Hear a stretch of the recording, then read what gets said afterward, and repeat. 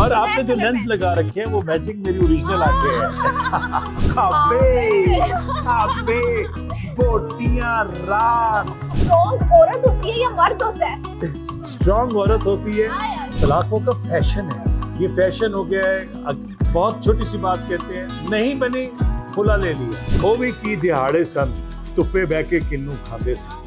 ओवी की दिहाड़े सन तुप्पे बह के किन्नू खांदे सा, हंसदे सा हंसांदे सा।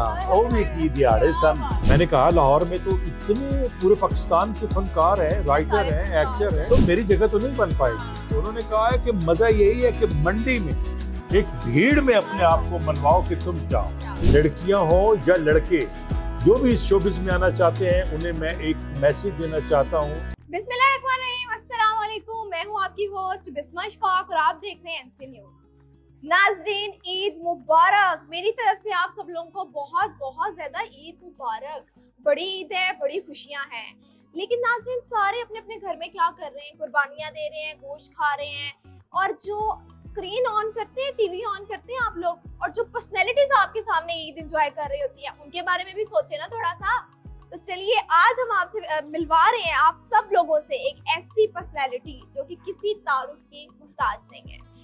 हम इस वक्त वो मेरे साथ मौजूद है, हम उनसे बातें भी करेंगे, हम उनके साथ एक सेगमेंट है वो भी करेंगे, उनसे पूछेंगे जी कि वो किस तरह से अपनी ईद जो है वो एंजॉय कर रहे हैं। मेरे साथ मौजूद हैं मोहसिन गिलानी साहब। अस्सलाम वालेकुम। वालेकुम अस्सलाम। तमाम देखने वालों को मेरी तरफ से अस्सलाम वालेकुम और बहुत बहुत बहुत बहुत ईद मुबारक।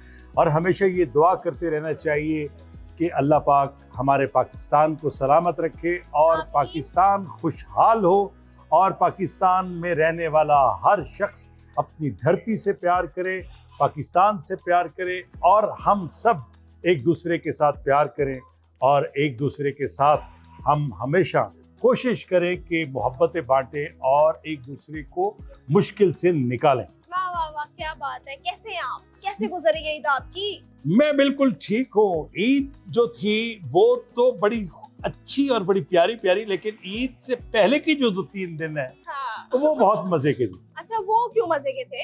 वो इसलिए मजे के थे कि जब आप टक्कर मारे हमारे बकरे को पकड़ के घास खिलाएं, उसको नहलाएं, और बच्चों की फरमाइश पे जब ऐसे बकरे को जो टक्कर मारता हो मेहंदी लगाएं, ईद मुबारक लिखे, तो फिर दोपहर को बकरे का एक, और आजकल का बकरा है ना, बकरे का काम ये है कि अगर कोई सामने बैठा रहे तो वो चुप रहता है, क्यों बैठा है। जैसे ही आप हट जाएंगे तो बकरा बोलेगा, वो शोर मचाएगा। इसलिए कि बकरा एहतजाज करता है, क्योंकि वो आता है उन सब लोगों में से निकल के जो लोग उनको वहां बेचने आते हैं, व्यापारी। फिर वो बकरे होते हैं, जब वो अकेले हो जाते हैं, उनको ना वो शक्लें नजर आती है ना वो बकरे नजर आते हैं, तब वो बेचारे रोते हैं। अच्छा, बकरे पे वो एक होता था पहले वक्त में, लाल दुपट्टा भी देते थे। हाँ, लाल दुपट्टा कम हो गया है। हाँ। लेकिन झांझर पैरों में, हाँ। मेहंदी, बस कज्जल भी आंखों में नहीं डालते उसके, लेकिन सजाते जरूर हैं। स्पेशली जो वेड़ी जिसको कहते हैं, बैल कहते हैं, ये बछड़ा कहते हैं, उसको जो सजाते हैं ना, अच्छा। मुल्तान में, लाहौर में, ये पंजाब के कल्चर में उसको सजाना और फिर लेके चलना, फिर उसको बहुत मुश्किल होता है संभालना। लोग बड़ा देख रहे होते हैं वैसे ना, ये ट्रेंड पहले था, अब नहीं है। अब है, लेकिन कम हो गया।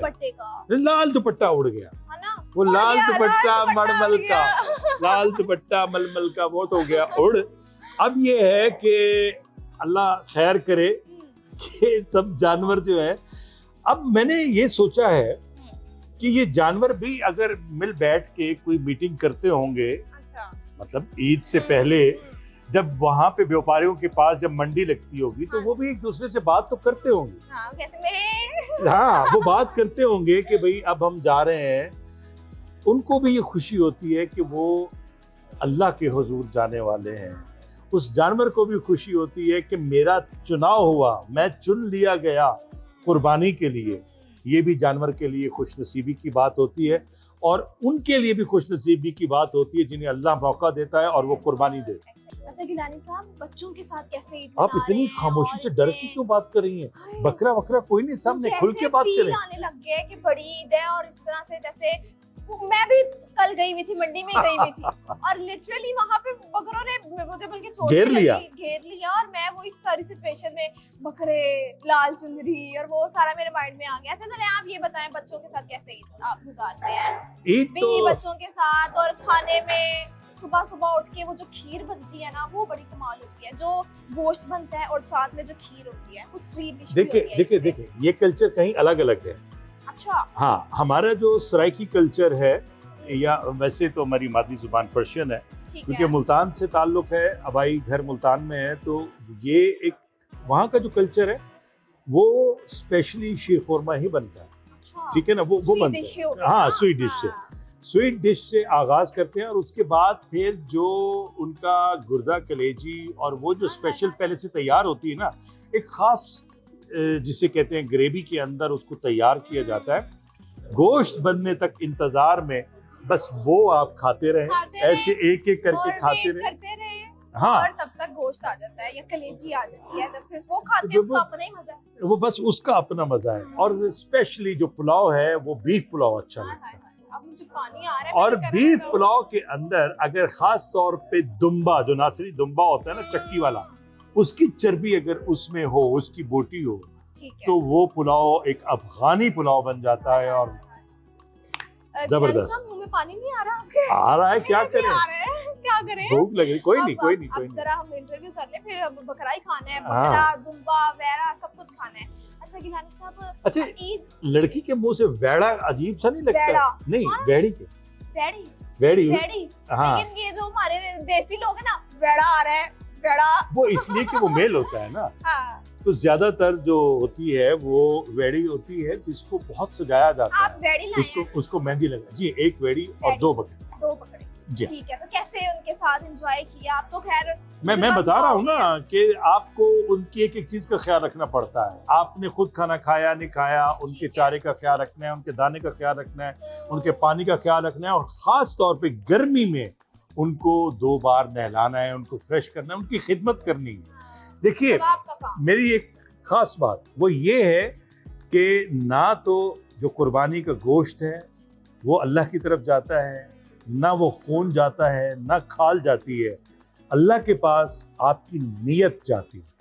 जिस नीयत से आप जानवर लेकर आते हैं, जिस नीयत से उसकी परवरिश करते हैं, उसको प्यार देते हैं और फिर जब कुर्बान करते हैं अल्लाह की राह पे, तो वो नीयत आपकी अल्लाह के पास जाती है और अल्लाह सबकी कुर्बानी कबूल करे। आमीन। अच्छा गिलानी साहब ये बताएं कि ड्रामा इंडस्ट्री में इतना नाम कमा लिया है, इतना माशाल्लाह नाम कमा लिया आपने कि आपको देख के लोग रुक जाते हैं। जैसे मैं भी रुक गई थी मैंने कहा गिलानी साहब आए और मैंने फुल, आपको याद है मैंने इंटरव्यू भी किया, और आज ये मेरे लिए बहुत ऑनर की बात है कि मैं आपके साथ बैठी हूँ। मुझे बड़ा अच्छा लग रहा है, मुझे बहुत अच्छा लग रहा है। आपने मुझे दावत दी, मैं आया आपके इस शो में और मुझे भी अच्छा लग रहा है। और मैचिंग भी हो गई है। ओह यस, ब्लैक विद, तो मैंने आपसे, अच्छा इसमें गोल्डन तार भी है, इसमें गोल्डन प्रिंट भी है। ईद है ना, ईद लोग ईद पे, और आपने जो लेंस लगा रखे हैं वो मैचिंग मेरी ओरिजिनल आंखें हैं। माशाल्लाह ओरिजिनल ब्यूटी है इनकी। अच्छा तो ड्रामा इंडस्ट्री में इतना नाम कमाया, कब से आप इस जद्दोजहद में लगे हुए हैं, काम कर रहे हैं, कितना टाइम हो गया? देखिए जब हम रेडियो पाकिस्तान की बात करेंगे तो रेडियो पाकिस्तान का वो सफर जो मैं स्कूल की तरफ से तकरीर करने गया, अच्छा, उन्हें मेरी आवाज़ पसंद आई तो उन्होंने कहा कि आप आएँ ऑडिशन दें, और उसके बाद बच्चों के प्रोग्राम में मैं शरीक हो गया। रेडियो पाकिस्तान के सफ़र को आज के इस वक्त तक अगर मिलाएं तो 46 बरस, 46 ईयर, 46 बरस हो गए मुझे रेडियो पाकिस्तान से जुड़े हुए, अपनी आवाज़ लोगों तक सदाकारी करके पहुंचाते हुए। मैं पर्शियन मूवीज़ की डबिंग करता हूँ, इंग्लिश फिल्मों की डबिंग करता हूँ, और सदाकार हूँ, ड्रामा निगार हूँ। और इसके बाद फिर अगर आप लेते हैं थिएटर, क्लासिक थिएटर, तो मुझे उस थिएटर से मुंसलिक हुए 38 साल हो गए। ठीक है, as writer, as director, as actor. कई अवार्ड लिए मैंने, कई फेस्टिवल में अवार्ड जीते। फिर एक बतौर अदाकार, टीवी के एक्टर की हैसियत से मुझे 35 साल हो गए। 35 साल। पाकिस्तान में पहला जो STN का पहला ड्रामा था जो दूरियां, ठीक है, तो वो जब चला तो वो उसमें मैंने बड़ा अहम रोल किया था। आबिद अली साहब मुझे लेकर आए थे तो उसके पहले ड्रामे के पहले सीन का पहला जुमला मैंने बोला, जो प्राइवेट प्रोडक्शन का पहला ड्रामा। फिर दश्त, पाकिस्तान का सुपर हिट ड्रामा जिसने बाहर के ममालिक में भी बहुत शोहरत हासिल की, वो दश्त था, जिसमें अतीका ओडो आई थी और वो हम उसमें काम कर रहे थे। उसके बाद फिर इंटरनेशनल ड्रामा वो था दूसरा आसमान, वो जो पाकिस्तान और शारजा की को प्रोडक्शन। तो इस तरीके से मैं काम करता गया और आज भी मेहनत से काम करता हूँ। हर नया दिन आपके लिए होता है कि आप मेहनत से आगाज करें, मेहनत से काम करें। ये ना समझे कि आपको तजर्बा है कुछ नहीं, हर नया दिन नया होता है और आपको अपने काम में अपनी मेहनत, अपना जुनून दिखाना पड़ता है। अच्छा, कोई ऐसा ड्रामा जो आपको एक कमाल का याद हो कि बस ये ड्रामा जो मैंने शूटिंग की है ये बड़ी जबरदस्त हुई है, कोई मेमोरेबल डेज हो आपके और इस तरह कुछ यादगारी चीज उस ड्रामे में? बिस्मा मेरा एक यादगार ड्रामा है, मैं बताता हूँ। मैं पाकिस्तान का एक pride of performance drama writer हूँ। मेरे 13 सीरियल ऑन एयर जा चुके हैं। पाकिस्तान का पहला सोप जो जियो से चला तेरे पहलू में, वो मैंने लिखा, जिसमें मैंने 80% नए फनकारों को मुतारिफ करवाया। वो आज माशाल्लाह सारे स्टार हैं और उसका गाना हमने इंडिया से लिया था, OST इंडिया से करवाया था। अलका और उदित नारायण का वो गाना है तेरे पहलू में। और उसके बाद अगर हम बात करते हैं कोई ऐसे ड्रामों की, बेशुमार ड्रामे, चुनरी मेरा एक ऐसा ड्रामा है, चुनरी, ठीक है, जो वनी के ऊपर मैंने लिखा कि उस वनी में जब कोई कत्ल के हिसाब से कसास के तौर पे जब कोई आपको कसास देना पड़ता है, तो उस वक्त होता है कि बच्चियों के रिश्ते, घर, पैसा, जायदाद देने पड़ता है ताकि सुलह हो जाए और कत्ल के बदले कत्ल ना हो।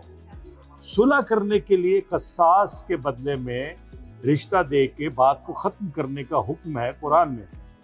लेकिन हमारा माशरा ऐसा है कि ये बच्चियों के रिश्ते भी ले लेते हैं, ये घर भी ले लेते हैं, ये जायदाद भी ले लेते हैं, लेकिन दुश्मनी उसी तरह रखते हैं।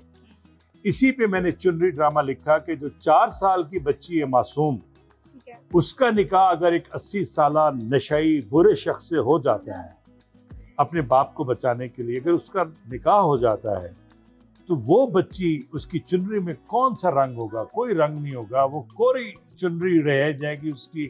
तो इस पे मैंने लिखा, जिस पे मुझे प्राइड ऑफ परफॉर्मेंस मिला। चुनरी ड्रामा आप जरूर देखिए। और एक मैसेज, बहुत डीपली मैसेज है, बहुत बड़ा मैसेज है उसमें। मेरी ये कोशिश होती है कि मेरा ड्रामा, जैसे सावन था फैमिली का, बेटी है, सस्सी है, शरबती है, ख्वाहिशों के जुगनू है, और इस तरह के बेशुमार ड्रामे हैं, उनमें कोई ना कोई मैसेज होता है, क्योंकि मैं सब्जेक्ट पे काम करता हूँ। होना भी यही चाहिए। हाँ, सब्जेक्ट पे काम करें कि आप इस ड्रामे में क्या देना चाह रहे हैं, वो सब्जेक्ट होना चाहिए।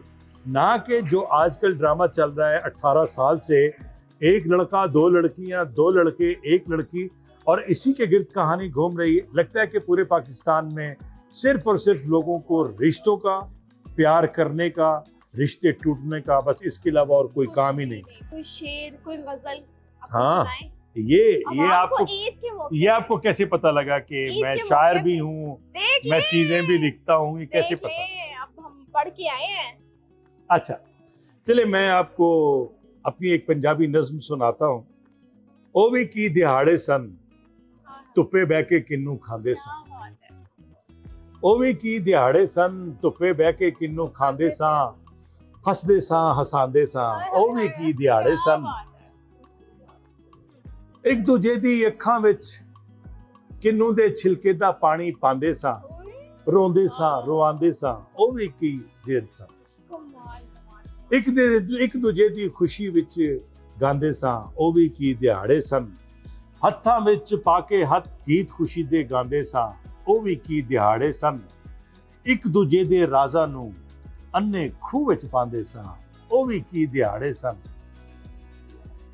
हा हा, हुणे भी की दिहाड़े ने कल्ले बैठे रहने। हुणे भी की दिहाड़े ने कल्ले बैठे रहने आ, ना कोई दुख वंडाण वाला, ना कोई हसण बेली, ना कोई सज्जण रिया। हुण ते लगदा है अथरू सुक गए ने, रो रो अथरू मुक गए ने। मोहसिन रजा अपने दिल नू समझा, मोहसिन रजा अपने दिल नू समझा, साडे हिस्से दी तो मुक गई है, बस कहानी रुक गई। हाय हाय हाय हाय, क्या कमाल है। क्योंकि ये वो चीज है कि आपका वो वक्त जब आप धूप में बैठ के किन्नू खाते थे, सबके साथ बैठते थे, बातें करते थे, उसका पानी आंखों में फेंकते थे, और आज वही धूप आपकी नहीं है, बड़ी बड़ी इमारतें खड़ी हो गई, दीवारें खड़ी हो गई, वो धूप आपकी गई। अब आप अकेले हैं और आपके पास कुछ भी नहीं, बस यादें हैं। और जब कोई सज्जन बेली ना रहे तो बंदा वैसे भी आधा मर जाए। तो ये कोई आप जब ड्रामास कर रहे होते हैं, ठीक है, उसके अंदर कुछ ऐसे सीन्स होते हैं जो आपको रियलिटी में आप मैच करेंगे ना, उसको रियल लाइफ में होता है इस तरह इंसान, हाँ। तो उसको फिर होता है ये तो मैंने इस चीज से मैं गुजर गया हूँ, मुझे इस चीज की एक्टिंग करनी है।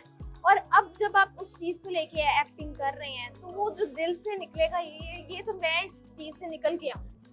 ऐसा कभी हुआ है कि जो आपकी हकीकत जिंदगी में भी वो सब हुआ हो और एक्टिंग में भी आप कर रहे हो?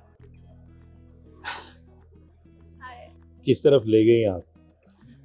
ऐसा होता है क्योंकि जिंदगी एक दुख का नाम है, उतार चढ़ाव जिंदगी में होते रहते हैं।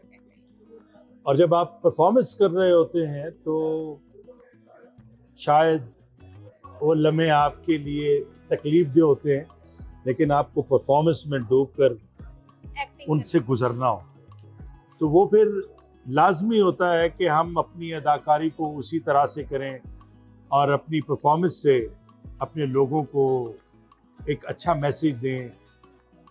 दुख जिंदगी में जुड़े रहते हैं, कोई ऐसे इंसान नहीं है जो कहे कि मुझे कोई टेंशन नहीं है, मुझे कोई दुख नहीं है। दुख होते हैं, और ख़ास तौर पे मेरा ख्याल है आर्टिस्ट जितना हसास होता है उसके साथ बहुत सारे दुख जुड़े रहते हैं। लोग आपको हंसता देखते हैं, मैंने भी जब इनको देखा हंसता ही देखा। बिस्मा, बात ये है कि मुझे पूरी शोबिज़ में स्माइलिंग फेस कहा जाता है, हर वक्त हंसता मुस्कुराता रहता हूँ, क्योंकि आप जिस जगह पे गए हैं, कोई काम आप कर रहे हैं, तो आपका हंसता मुस्कुराता चेहरा लोग देखते हैं, आपकी बातें लोग सुनते हैं, तो आपको वैसा ही करना है। जैसे आप कैमरे के पीछे आते हैं, अपने आप को संभालते हैं, फिर कैमरे के आगे आते हैं, तो आपको उसी तरह मुस्कुरा कर एक्ट करना है। और जब आप किसी कैरेक्टर में हो तो आपको अपनी ज़ात की जो नफ़ी करनी होती है ना, जो तसव्वुफ़ बताता है, जो बुल्ले शाह बताता है, ख्वाजा गुलाम फरीद बताता है, जो ये सूफी शायर बताते हैं ना कि अपनी ज़ात की नफ़ी करना, ज़ात की नफ़ी करने के बाद आपको वो मंजिल मिलती है।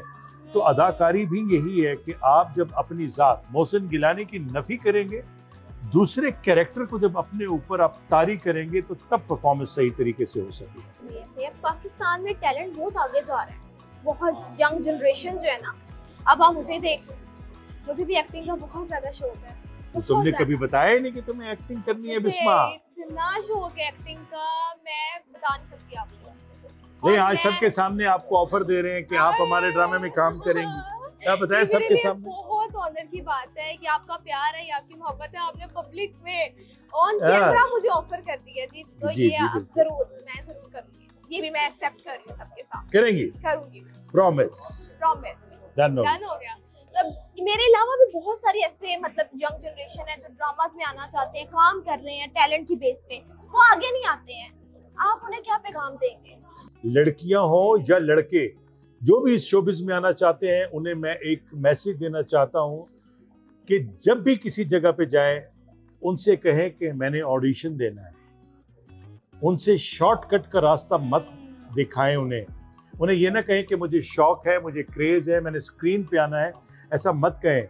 उनसे हमेशा ये कहिए कि मुझे ऑडिशन देना है, और अगर मैं ऑडिशन में कामयाब होता हूँ या होती हूँ तो मुझे चांस ज़रूर दें, और अगर मुझे पूरी तरह से तैयारी करने का मौका नहीं मिला तो मुझे बताएं, मैं फिर से तैयारी करके आऊँगी या आऊँगा। क्योंकि जब वो आपको कहते हैं कि हम आपको चांस देंगे, तो वहाँ से एक शॉर्टकट का रास्ता आपके सामने आ जाता है। आजकल के लड़कियां लड़के शॉर्टकट को अहमियत देते हैं। खुदारा ऐसा न कीजिए, बदनाम शोबिज़ होता है। शोबिज़ में बहुत सारी लड़कियां लड़के ऐसे हैं जो 5 वक्त की नमाजी हैं, नमाज पढ़ते हैं, अपनी फैमिलियों के साथ आते हैं, काम करते हैं, अपनी फैमिली के साथ जाते हैं, बड़ा बाइज्जत तरीके से काम करना है तो आप शोबिज़ में आए, आपको रत्ती बराबर कोई परेशानी नहीं होगी। जब आप खुद ऐसा माहौल बनाएंगी या कोई लड़का बनाएगा तो फिर उसका जिम्मेदार वो खुद होता है, लेकिन इल्ज़ाम जो है वो शोबिज़ पे आता है या शोबिज़ में रहने वाले लोगों पे आता है। तो जब आप ड्रामा कर रहे होते हैं, ड्रामे के बाद कोई ऐसा शख्स जो आप कहें कि मैं इसको बड़ा मिस कर रहा हूँ, ड्रामा शूटिंग भी खत्म हो गई, लास्ट में वैसे बड़ा फील होता है ओ जी ड्रामा खत्म, अब बस इतनी शूटिंग हो गई, लेकिन एक शख्स होता है जो जिसके साथ आपने किरदार किया होता है, वो चाहे कोई किरदार, वो मिस कर रहे हैं, कोई ऐसा हो, कोई शख्स जो है वो किरदार? कोई एक नहीं हो, बहुत सारे हैं। याद रखिए लोग देखना बिस्मा बात ये है कि जब आप रिश्ते बनाते हैं, बिल्कुल एक कहानी होती है, रिश्ते बनते हैं, एक सेट होता है, टीवी पे तो सेट लगता था, जब वो सेट टूटता है, रिश्ते टूटते हैं, बहुत दुख होता है आखिरी दिन, आखिरी शूट पे।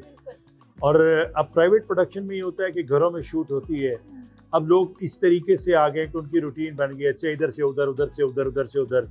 लेकिन जो सीनियर आर्टिस्ट हैं, जो निभाने वाले लोग हैं, वो हमेशा आखिरी दिन बहुत तकलीफ में गुजारते हैं और सबको याद करते हैं जिनके साथ अच्छा वक्त गुजरा।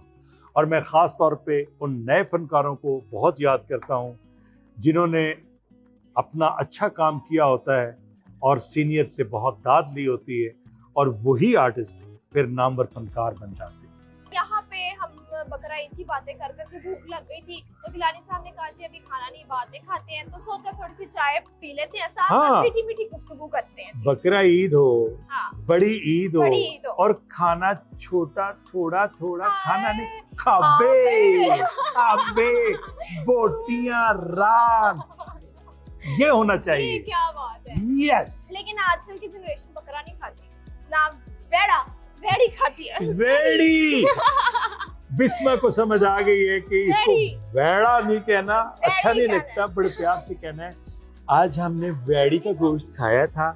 और बकरा भी, बकरी नहीं कहनी क्योंकि बकरी नहीं लोग ज़िबा करते, बकरा और वेड़ी खाना, वेड़ी इसलिए। अब ये भी मैं बताता चलूं कि लोग बकरी ज़िबा क्यों नहीं करते, इसलिए कि बकरी जो है वो माँ बनने के जो खतरात होते हैं वो ज्यादा होते हैं, तो इसलिए बेचारा मेल कुर्बान होता है, बैल हो, बकरा हो या बछड़ा हो, मेल कुर्बान किया जाता है। फीमेल तो बस वेड़ी। वेड़ी तो ये फीमेल और मेल से मुझे ये याद है, स्ट्रॉन्ग औरत होती है या मर्द होता है? स्ट्रॉन्ग औरत होती है, इसमें कोई शक नहीं, स्ट्रॉन्ग औरत होती है। मैं एक बात आपको कहना चाहता हूँ और सब लोगों के बीच में कह रहा हूँ, शो में कह रहा हूँ, मर्द जब भी टूटा है उसको हमेशा औरत ने संभाला है, वो माँ के रूप में हो या बीवी के रूप में। लेकिन मर्द जब टूटता है ना, अगर वो शादीशुदा है तो सबसे पहले अपनी बीवी के पास बैठ के अपना दुख रोएगा, और अगर बीवी समझदार होगी तो उसके दुख समेट लेगी और वो उसको किसी दूसरे या तीसरे के पास दुख शेयर करने का मौका नहीं देगी। कॉम्प्रोमाइज करने वाले कपल्स बहुत कम है, 90% तलाकें हो रही हैं। तलाकों का फैशन है, ये फैशन हो गया है। बहुत छोटी सी बात कहते हैं, नहीं बनी खुला ले लिया। अरे ये क्या बात हुई, खुला क्यों ले लिया? इतनी चाहत से शादी क्यों नहीं, क्यों? अच्छा लव मैरिज वाले खुला लेते हैं, तलाक लेते हैं, ये कैसी बात है? मर रहे होते हैं, ब्याह करा दो साडा, उसी मर जाना है। देखो बिस्मा, बात ये होती है कि जब जो कुछ, बड़ी अहम बात है, आप जरा गौर से सुनिएगा बिस्मा, बात ये है कि जब आप किसी से लव कर रहे होते हैं, प्यार में गुम होते हैं, तो आप अपना बेस्ट उसे दे रहे होते हैं कि तुम ये पहन के आना, मैं ये पहन के आऊंगा, तुम वो खुशबू लगाना, मैं ये खुशबू लगाऊंगा, अच्छा उस जगह पे बैठेंगे, वो बहुत जबरदस्त जगह है, उस जगह पे जाएंगे, वहां खाना खाएंगे। आप अपना बेस्ट उसको बहुत पहले दे रहे होते हैं। शादी के बाद जब आप एक कमरे में एक छत तले आते हैं ना, तो एक दूसरे का मिजाज जब पता लगता है तो सारे मिजाज खुल जाते हैं। फिर पता लगता है कि यार ओ ते बड़ी कपत्ती जही है, कुड़ी कहती है मेरी ते किस्मत ही खराब है कि तो मेरे मथे लग गया, बोलते पैसा ही नहीं का। ये वो सारी बातें जब आप अपना बेस्ट दे रहे होते हैं ना, तो अपनी हर बुराई, हर ऐब, हर कमजोरी छुपा रहे होते हैं। शादी के बाद तो इकट्ठे रहना है, तो सब चीज़ें सामने आ जाएंगी। तो लिहाजा ये बात जहन में रखिए कि शादी से पहले भी, प्यार मोहब्बत के दौरान भी या शादी के बाद हमेशा वैसे रहिए जैसे आपको हमेशा रहना है। क्योंकि लड़की का एक ही गिला होता है कि ब्याह तो बाद तेरा प्यार मुक गया, ब्याह के बाद तुमने वो मोहब्बत नहीं दी जिसके तुमने वादे कस्में दी, वो मोहब्बत तुम्हारी खत्म हो गई। वो बेचारा कितों करे प्यार, वो तो चाहो था, वो तो पा लेने की बात थी, वो पा लिया, फिर क्या रह गया। बस ये बातें बड़ी गौर की है। लेकिन जब प्यार हो ना, किसी से मोहब्बत हो, जिससे आप मोहब्बत करते हैं वो जिस किसी और से मोहब्बत करता है तो उससे भी मोहब्बत हो जाए। याद रखिए, जिससे आप प्यार करें वो जिस से प्यार करे आप उससे भी प्यार करें। मोहब्बत तो ऐसी होती है, मोहब्बत खुद गर्ज नहीं होती कि आप जिससे प्यार करें वो किसी और से प्यार करे तो आप हसद करें, जेलस हो। नहीं, वो जिसकी मर्जी, वो जिसे चाहे प्यार करे उसकी मर्जी है। आप अपना प्यार तो निभाएं, पहले अपना तो निभाएं। क्या बात है, क्या बात है, बहुत खूबसूरत आपने बात की। वैसे बातें मैं वो खूबसूरत करता हूँ, खुद भी आप खूबसूरत है। नहीं माशाल्लाह, सच में तुमसे प्यारा नहीं, तुम बहुत प्यारी लगी। देखिए तुम मेरे ड्रामे में काम कर रही हो इतना, देखो तुम्हें ऑफर कर दी है। ये मैंने आपसे पहले भी पूछा था, इतना ग्लो करते हैं आप, ये ग्लो कर रहे हैं। अच्छा, क्या ये क्या सीन है? पानी पानी पानी, एक कप चाय पानी पानी पानी और एक कप चाय, बस ये है। उसकी वजह ये है कि मैंने अपने सीनियर्स को देखा जो अपने काम के दौरान, काम के बाद या किसी भी वक्त कुछ ऐसी चीज़ें, ऐसी सोबत में बैठना, इस तरह के शुगल में रहना कि उनको ना अपना होश रहता है ना फिर घर की जिम्मेदारी का होश रहता है। तो इन चीज़ों को देख के सबक सीखा है कि मैंने कैसे चलना है। मैंने इस लाहौर शहर में अपना घर कैसे बनाना है। जो सबसे मुश्किल काम था वो घर बनाना। इधर नहर है, इधर पार्क है, इधर एम्पोरियम मॉल, नहर के किनारे, पार्क के सामने। तो बस इस तरीके से जब मेहनत इंसान करता है ना तो फिर ऐसे ही। तो ये बड़ी ईद के ऊपर कोई आपने कहा था कि वो गजल मैं सुनाऊंगा। मैं एक नज्म है मेरे ज़हन से निकल रही है, लेकिन मैं वो किस्से के तौर पे सुना देता हूँ। वो बहुत जबरदस्त चीज है कि बड़ी ईद की बड़ी कुर्बानी। बाप बेटा निकले थे बाजार एक बड़ा जानवर लेने के लिए। कोई महंगा जानवर लेंगे, मोहल्ले में दिखाएंगे, अपना नाम बनाएंगे। बड़ी ईद की बड़ी कुर्बानी। एक ऊंट मिलेगा लाखों में, एक बैल बिकेगा लाखों में, वेड़ी मिलेगी लाखों में, बकरे भी 2-2 लाखों में। अब महंगी ईद, महंगी कुर्बानी, तो कहां से होगी बड़ी ईद की बड़ी कुर्बानी। बाप बेचारा बहुत परेशान था, 1 लाख उसकी जेब में था, बच्चों की ख्वाहिशें लाखों की थी। बड़े ईद की बड़ी कुर्बानी करना चाहते थे। आखिर रो के बाप ने इतना कहा, ये 50,000 की रेशम की रस्सी लो, अपने बाप के गले में डालो, लेके जाओ घुमाओ मुझे पूरे मोहल्ले में, और दिखाना और चीख चीख कर कहना, बड़े ईद की बड़ी कुर्बानी, हमने अपना बाप कुर्बान किया है। बड़ी ईद। और बाप के गले में डाल के रस्सी ले जाना मोहल्ले में, दिखाना सबको और चीख चीख कर कहना, ये बड़ी ईद की बड़ी कुर्बानी, हमने अपने बाप के गले में रस्सी डाली।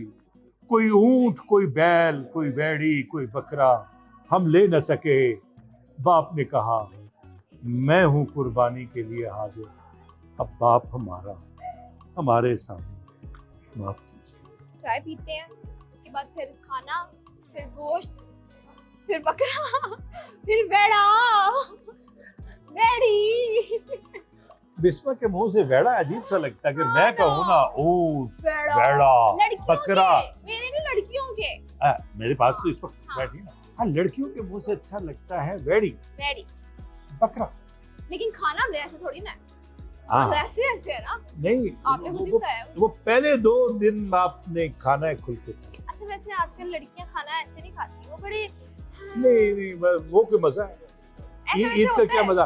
देखिए ईद पे लड़कियां मेहंदी लगा लेती हैं, चूड़ियां पहन लेती हैं, कपड़े पहन लेती हैं।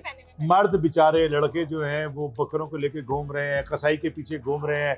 कसाई ने एक बकरा ज़िबा किया और टांग के चला गया ये कहने के लिए कि मैं अभी वापस आता हूँ, फिर निकल गया। तो इस तरह के तो चक्कर में मर्द बेचारे पिस जाते हैं। खवातीन सुकून से होती हैं। हाँ, कुछ खवातीन होती हैं जो घरदारी में जो चूल्हे के पास बैठी हैं, गोश्त बना रही होती हैं, उनका भी बहुत। लेकिन और जो खाने बनाती है खवातीन, उनको सलाम। हाथ में खाना उसा जाए, टेस्ट तो हमारे हाथ में हुआ ना, औरतों के हाथ में बना बना के जो डिश रखी है आगे खाई जी, आप मर्दों के लिए आप लोगों ने ज़िबा किया तो हम आपको बना के खिला रहे हैं। सबसे बड़ी बात ये है उन खवातीन के लिए जो अपनी मर्दों की पसंद का ख्याल रखती है और उस तरह का एक आइटम बनाती है। हमारे यहाँ एक स्पेशल कढ़ाई गोश्त बनती है, स्पेशल कढ़ाई, और वो बनती है ईद के दूसरे दिन, तीसरे दिन, या कभी कभी हमारे यहाँ कोई ऐसी पार्टी हो तो वो एक स्पेशल कढ़ाई बनती है मटन में, और उसे हम कहते हैं कचरी। वो मटन की एक बोनलेस कढ़ाई होती है जिसमें कोई प्याज या कोई इस तरह का नहीं होता। दही का एक मसाला तैयार किया जाता है, उसमें 3 से 4 घंटे उस गोश्त को रख दिया जाता है। अच्छा। वो जो गोश्त उसका पूरा रस पानी पी लेता है, उसके बाद उसको कढ़ाई में तला जाता है, भून दिया जाता है, और वो इतनी लजीज बनती है। आप आजमा के देखिएगा। आपने कभी बनाया वैसे घर पे? खुद बनाया आपने कभी? नहीं, बनते तो देखा है। नहीं, जिस तरह मुझे बता रही है ना दही और ये, मुझे लगता है कभी दही का मसाला बनाए, धनिया कूटा हुआ, पीसा हुआ, अच्छा, उसके बाद नमक हस्बे जायका, सुर्ख मिर्च, उसके बाद सब्ज मिर्च का मसाला बीच में, और वो दही के अंदर मिक्स करके आपने एक मसाला बना देना है दही को, और उस दही में डाल देना है आपने वो बोनलेस मटन, और वो 4 घंटे रहेगा, और फिर उसको कढ़ाई में आप भूनेंगे तो वो बहुत ही लजीज, बहुत जायकेदार बनेगा। और ये स्पेशल डिश है, ये सिवाय चंद घरों के अलावा और कहीं नहीं बनती, ये मैं आपको पहले बता रहा हूँ जी। बता दिए, आप सारे ट्राई करें, रेसिपी भी आ गई सबके पास, सारे ट्राई करें, बनाएं, खाएं, फिर कमेंट बॉक्स में बताइएगा कि कैसा मजा आया खाने का। कोई भी ये नहीं कहेगा कि जायका अच्छा नहीं था, बहुत ही अच्छा होगा, क्योंकि इसमें प्याज, टमाटर, सारा कुछ तो ऐड है। कुछ चीजें नहीं डाली जाती इसमें, कुछ भी नहीं, वो उसी मसाले के अंदर भून कर बड़ा मजेदार बन जाता है। बहुत उसकी ग्रेवी बहुत मजेदार बनती है, मसालेदार ग्रेवी बनती है, बहुत अच्छा बनता है। तो कभी ऐसा हुआ कि जब आपकी बीवी बना रही हो कुछ खाना तो जाके आपने हेल्प की हो? नहीं, कभी नहीं, कभी भी नहीं। कोई प्याज टमाटर ही बंदा काट देता है। मैं ऐसा आदमी हूँ जिसने कभी किचन का मुंह नहीं देखा, चाय तक नहीं बनाई, अंडा नहीं उबाला, तो और क्या करना। अच्छा। मेरी आदत है कि मैं सोफे पे बैठ जाऊं तो मुझे टीवी भी कोई ऑन करके दे, एसी कोई ऑन करके दे, हाँ मैं आराम से बैठ जाता हूँ। कैसे कभी ऐसे पानी लेके आओ, पानी लेके नहीं, मैं तो खाने की मेज तक भी कभी कभी नहीं जाता। अच्छा, बच्चों को कहता हूँ तो वो खाना वहाँ पे छोटी मेज आगे रखते हैं, सोफे के आगे, सामने टीवी होता है तो मैं वहाँ खाता हूँ।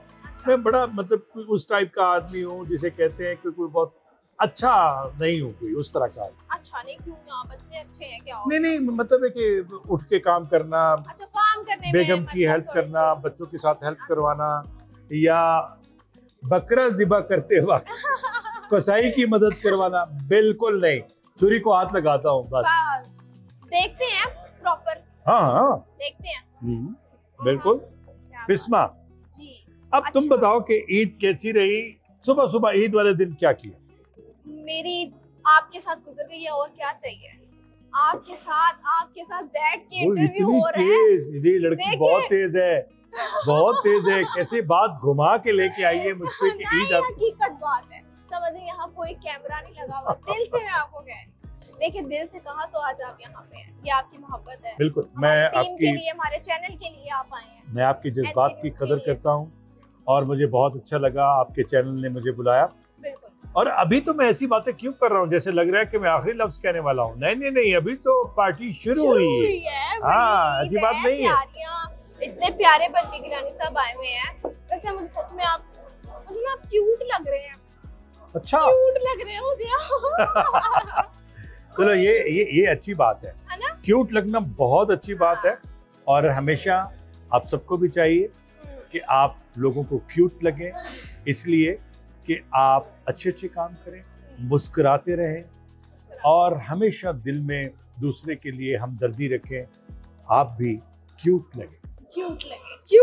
क्यूट से देखिए उन्होंने इतना अच्छा मैसेज दे दिया। मैं सोच रही हूँ कि आपके साथ सेगमेंट शुरू कर दूं, लेकिन फिर मैं सोचती हूँ कि नहीं, अभी आप चीटिंग नहीं मजे में करनी, खा रहे हैं। चीटिंग वाला ना हो। नो चीटिंग नहीं क्योंकि होगी, मेरा रिकॉर्ड इतने सालों में मैंने जितने शो किए, ठीक है, जहां भी गया हूँ, ये वाली कोई गेम मैंने कोई नहीं खेली। नहीं खेली, सीधी सीधी बातें करता हूँ, ये गेम नहीं खेलता। मजेदार है। चले मतलब चले, आपके शो के लिए हाँ, चले, लेकिन मजे की चीटिंग ना हो, उसमें नहीं, कोई ऐसी ना हो जिसमें मैं फंस जाऊं। नहीं फंसेंगे। रैपिड फायर हमारा प्रोग्राम का सेगमेंट है। सवाल, एक वर्ड है, उसे आपने, कोई इंसान, कोई ऐसे जिससे आप इंस्पायर होते हैं, कुछ भी आप एक्सप्लेन कर सकते हैं, ठीक है। सबसे पहला वर्ड मोहब्बत। अपने काम से। मोहब्बत, ठीक है जी। ड्रामेबाज। मैं खुद। वैसे मैं भी हूँ। अच्छा। पावर। पावर 99। बेशक। सिंसियरिटी। मैं तो सब दोस्तों के साथ हूँ, अब ये नहीं पता कि दोस्त मेरे साथ हैं या नहीं। लॉयल्टी। मेरे अंदर बहुत। चार्मिंग। मेरे सब दोस्त। ठीक है। बिस्मा भी। ओह, नफरत। नफरत मुझे हर उस बुरे काम करने वाले से है जो अपने वतन से मोहब्बत ना करता हो। नफरत उन लोगों से। ये पहली बार ऐसा है कि मैं इस तरह का कोई शो में कोई सेगमेंट, और वो भी एनसी न्यूज में। अच्छा गिलानी साहब, ये बताएं कि जब आपके करियर का स्टार्ट था, शुरुआत जब हुई, ठीक है, आपको पता था कि ऐसे आपने अपना नाम बनाना है, इतने फैंस, इतने चाहने वाले, आप एक्टिंग का शौक रखते थे या फिर खुद ब खुद इस फील्ड में चले गए?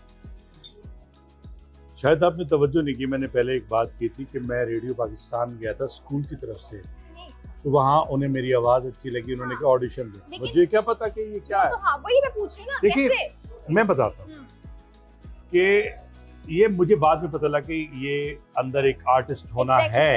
अब ये पूछना चाह रही है, क्योंकि जब मैं अपनी नानी से कहानियां सुनता था, अच्छा, तो मसाले लगा लगा के वो कहानियां अपने हम उम्र दोस्तों को मैं सुनाता था। अच्छा। तो इससे ये लगता था कि शायद मैं कोई बड़ा मसाले लगा के सुनाने वाला हूँ, तो मैं कहानी एक्शन के साथ सुनवाता था, तो सबको बहुत अच्छा लगता था। मुझे ये अच्छा लगता था कि मुझे सुना जा रहा है, मुझे देखा जा रहा है। अब मुझे ये नहीं पता कि आर्टिस्ट होना होता है, इसको कहते हैं। उसके बाद फिर ईद के मौके पे मेरे कज़न जितने भी कपड़े बनवाते थे, मेरी कोशिश होती थी कि मेरे कपड़े इनसे मुख्तलिफ हों। अच्छा। हाँ, कि अगर इन्होंने कोई ट्राउज़र शर्ट पहन ली है तो मैंने शलवार कमीज पहननी है, इन्होंने शलवार कमीज पहन ली है तो मैंने पैंट शर्ट पहन लेनी है। मुख्तलिफ तवज्जो हासिल करने का एक अंदाज, एक शौक था। और ये बाद में पता लगा कि ये सारी चीज़ें एक फनकार के अंदर होती हैं। जो अंदर का आर्टिस्ट है वो ये चाह रहा होता है कि उसको तवज्जो मिले और वो सबसे अलग नज़र आए।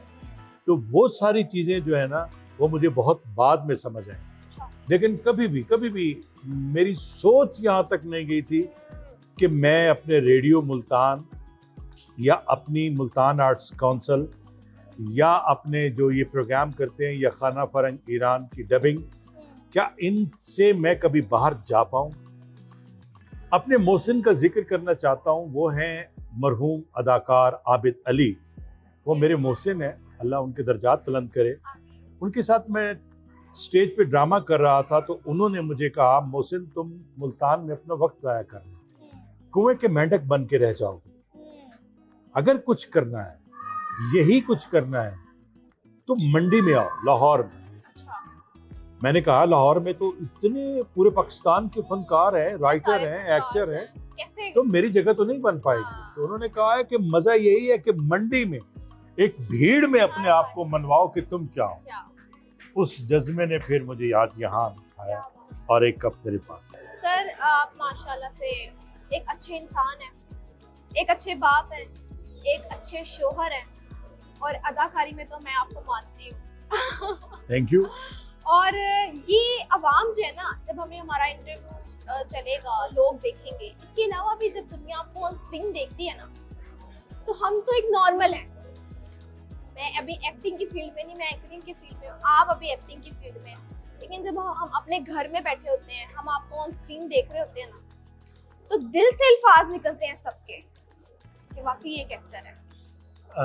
फिल्म स्टार है मुमताज जी। तो इनकी मेरी कराची में मुलाकात हुई अचानक। तो मुझे मिलके उन्होंने ये कहा कि आपका गुस्सा मुझे बहुत पसंद है। अच्छा, आप गुस्सा भी करते हैं? नहीं, ड्रामे में जब मैं गुस्से में बोल रहा होता हूँ ना, तो नहीं, जब ड्रामे में गुस्सा करके मैं जो परफॉर्मेंस कर रहा होता हूँ, तो वो कहने लगी कि वो जो मुश्किल परफॉर्मेंस है, मुझे वो आपकी बहुत पसंद है। अच्छा। आपका गुस्से में बोलना और देखना।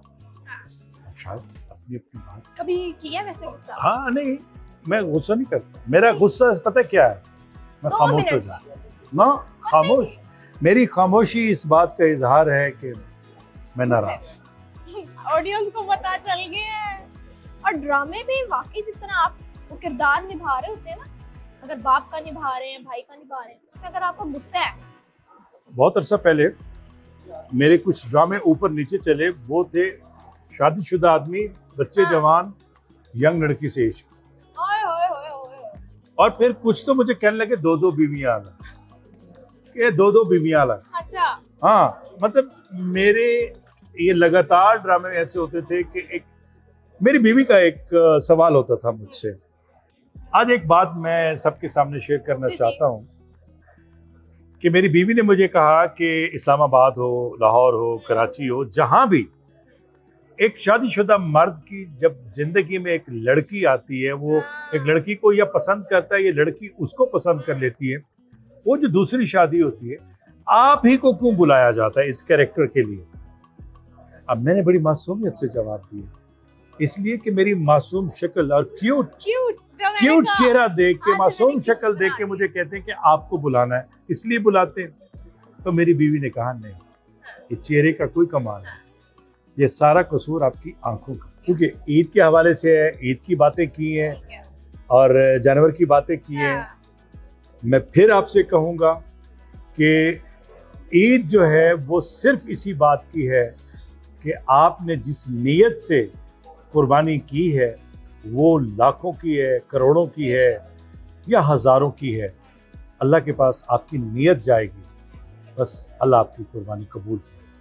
जी नाज़रीन, ये था ईद का प्रोग्राम जो कि था मोहसिन गिलानी के साथ, और हमने किया बहुत ज़्यादा फन। उन्होंने ऐसे मैसेज भी दिए आवाम को और चिट चैट भी होती रही है हमारी। ईद मनाई बकरों और वेड़ी के साथ, और प्रोग्राम मनाया मोहसिन गिलानी के साथ बिस्मा ने। और एनसी न्यूज़ देखने वालों को बहुत बहुत बहुत ईद मुबारक। और एक वादा किए जा रहा हूँ कि इंशाल्लाह फिर आऊँगा और शरारतों भरा एक मज़ाहिया प्रोग्राम आपके साथ बैठ के करूँगा, मज़ाहिया नज़में भी सुनाऊंगा, और वो सारी शरारतें जो मैंने लोगों के साथ की या जो मेरे साथ हुई वो आपको बतानी। डन हो गया इंशाल्लाह जी। अब मिलते हैं मोहसिन गिलानी के साथ, एक और हम प्रोग्राम करेंगे जिसमें शरारतों भरा सेगमेंट भी रखेंगे। फिलहाल हमें इजाज़त दें, इस प्रोग्राम की एंडिंग करते हैं। सर, बहुत शुक्रिया आपका, आपने इतना कीमती वक्त स्पेशल ईद के ऊपर आप यहाँ पे आए हैं, हमारे लिए आए हैं, और ये हमारे लिए बहुत ऑनर की बात है। हम मेरे लिए, हमारी टीम के लिए लाजमी दुआ कीजिएगा। अल्लाह ताला आपको खुश रखे, सलामत रखे। नाज़रीन, एनसी न्यूज़ देखते रहे। अपनी होस्ट बिस्मा अशफाक को दे इजाजत। अल्लाह हाफिज।